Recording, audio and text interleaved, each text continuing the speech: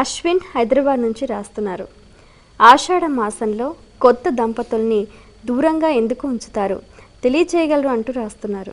ప్రాచీనులు ఏ విధానాన్ని ఏర్పాటు చేసినా దాంట్లో ఆధ్యాత్మిక విశేషంతో పాటు వైద్య రహస్యం ఉంటుంది, సామాజిక శ్రద్ధ కూడా దాంట్లో ఉంటుంది. మనం దురదృష్టవశాత్తు అది గ్రహించటం లేదు కాబట్టి వేరే విధంగా ఆలోచిస్తున్నాం. నిజంగా గ్రహిస్తే ఆశ్చర్యంగా ఆనందంగా ఉంటుంది. ఆషాఢమాసం వచ్చేసరికి తొలకరి చినుకు పడుతుంది. అంతకుముందు జ్యేష్ఠ పూర్ణిమ వచ్చినప్పుడు ఏరువాక పున్నమిని చేస్తాం. ఆ ఏరువాక పున్నమి రాగానే పశువుల్ని శుభ్రంగా కడిగి, పశువుల్ని పూజించి, పశువుల కొమ్ములకి చక్కనైనటువంటి పుష్పమాలికలు అలంకరించి, ముఖాలకి చక్కని బొట్టు పెట్టించి, ఊరంతా వాటిని తిప్పి నాగళ్ళు, నాగలి శీలలు, కర్రులు, ఆ ఒడులు, ఒడిశీలలు వీటన్నిటికీ సంబంధించిన మరమ్మత్తులు ఏమున్నాయో అవన్నీ చేసుకుని మొట్టమొదటిసారిగా ఆ పొలానికి నమస్కరించి, పొలానికి లక్ష్మి, భూలక్ష్మి కదా ఆవిడ, భూదేవికి నమస్కరించి అప్పుడు ఎద్దుల జతని నాగలితో దింపుతారు. దాన్ని హలకర్మ అంటారు. ఇంత జాగ్రత్తగా భూదేవిని ఆరాధిస్తారు ఆవిడ. ఇది ఎందుకని రాబోయే ఆషాఢ మాసంలో అప్పటికప్పుడు వెతుక్కుని, ఒరే మేడికి లేదురా, నాగలికి మేడికర్ర సరిగా లేదురా అని అప్పుడు వెతుక్కుంటే అప్పుడు వడ్లాపతుడి దగ్గరికి వెళితే ఆయన దొరుకుతాడు, దొరకపోతాడు, ఇవన్నీ ఇబ్బందులు కదా. అంత ముందు చూపు, నెల రోజుల ముందు చూపు. అలాంటి అమోఘమైన ఆ ఆషాఢ మాసపు తొలకరి రాగానే చక్కగా దున్నవలసిన కాలంలో కొత్త భార్య ఇంట్లోకి వస్తే, వెళ్ళిపోతున్నారండి పొలానికి, కొత్తగా నేను వచ్చాను, ఇక్కడ అందరూ కొత్త వాళ్ళు, ఆగిపోండి అని అంటే వాడు అస్తమానం ఇలా ఆగిపోతూనే ఉంటే పొలంలో పంట, పొలంలో దున్నడం ఏ ఉండదు. ఈవిడ దగ్గర కబుర్లు చెప్పడమే సరిపోతుంది.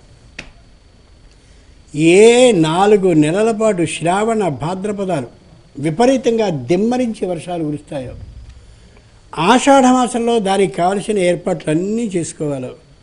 ఆ ఆషాఢం మొత్తం ఈవిడితో విందు వినోదాలతో కానున్నట్టయితే శ్రావణ భాద్రపదాల్లో వర్షం కురిస్తే పొలం ఇవికిపోతుందే తప్ప విత్తనాలు అవి వేసేటటువంటి అవకాశం కుదరదు, దాన్ని పదును చేయలేదు కాబట్టి.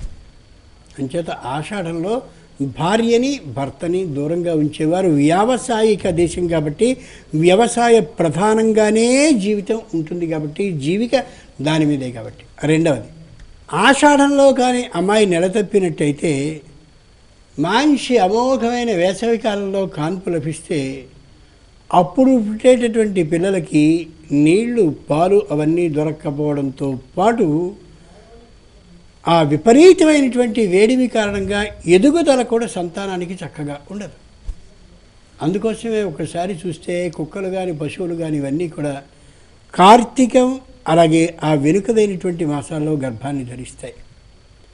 బలిష్టంగా ఉండేటటువంటి అవకాశం ఏ కాలంలో అయితే అనుకూలమో పరమేశ్వరుడు వాటికి ఋతువు ఆ కాలంలో ఏర్పాటు చేశాడు. ఏ విధమైన ఋతు నియమము లేకుండా ఉండేటటువంటి జాతి మనుష్య జాతి తప్ప మిగిలిన అన్నిటికీ ప్రత్యేకమైన ఋతుధర్మం ఉంటుంది. ఈ ఋతువులో మాత్రమే వాటికి గర్భధారణ, మిగిలిన కాలాల్లో ఉండదు. ఇంకా ఆషాఢంలో మరో విశేషం ఉంది. ఆషాఢ శుద్ధ ఏకాదశి రాగానే శయన ఏకాదశి, దాన్ని తొలి ఏకాదశి అని పిలుస్తారు. చాతుర్మాస్య వ్రతారంభం జరుగుతుంది 4 నెలల పాటు. స్వాముల వాళ్ళందరూ కూడా ఎక్కడున్నారో సంప్రదాయం తెలిసిన వాళ్ళైతేనే సుమా వాళ్ళు అదే మఠంలో ఉండిపోవాలి. ఊరూరా తిరగకూడదు, ఒకే చోట ఉండాలి. అందరికీ ధర్మబోధని చేస్తూ ఉండాలి, శ్రీహరి గురించి చెప్తూ ఉండాలి. అలా చెప్పేటటువంటి విధంగా ఈ స్వాముల వాళ్ళు కూడా శిష్య సంచారం అంటూ చేయరు. ఎందుకని? అమోఘమైన హలకర్మ, పొలానికి సంబంధించిన పనులన్నీ మేమిలా తిరుగుతూ ఉంటే మమ్మల్ని గృహస్థులైన వాళ్ళు సేవిస్తూ ఉండేటటువంటి సందర్భంగా పొలం పనులు ఆగిపోతే సంవత్సరపు ఆ మొత్తం అన్ని రోజులు వ్యర్థమై తిండి ఉండదనే అభిప్రాయంతో వాళ్ళు సంచరించారు. స్వాముల వాళ్ళు సంచరించకుండా ఆగేది పొలానికి పని చేసుకోవలసినటువంటి ముందు చేయవలసిన పనులన్నీ చేసుకునేందుకు వీలైనది, ఆ పైనుంచి వర్షం వచ్చినప్పుడు చేసుకోవలసిన అమోఘమైన పనులన్నింటికి అవకాశాన్ని ఇచ్చేది అయ్యేటటువంటి ఆషాఢ మాసంలో భార్యని భర్తని ఒకచోట కొత్తగా పెళ్ళైనటువంటి వాళ్ళని ఉంచినట్టయితే వాళ్ళు దీని మీద దృష్టి ఉంచరు కాబట్టి వద్దు అని నిషేధించారు. దానితో పాటు సంతానం కూడా సక్రమమైనది లభించదు కాబట్టి. అంచేత ఆధ్యాత్మిక రహస్యం, దీనితో పాటు సామాజిక స్పృహ ఈ రెండితో పాటు వీళ్ళకి సంబంధించిన సంతాన ఆలోచన, ఇన్ని లౌకికమైన ప్రయోజనాలు, ఆధ్యాత్మిక ప్రయోజనాలు కలిసి ఉన్నటువంటి మాసం గురించి ఆషాఢంలో ఈ విధమైన నిర్ణయాన్ని చేశారు.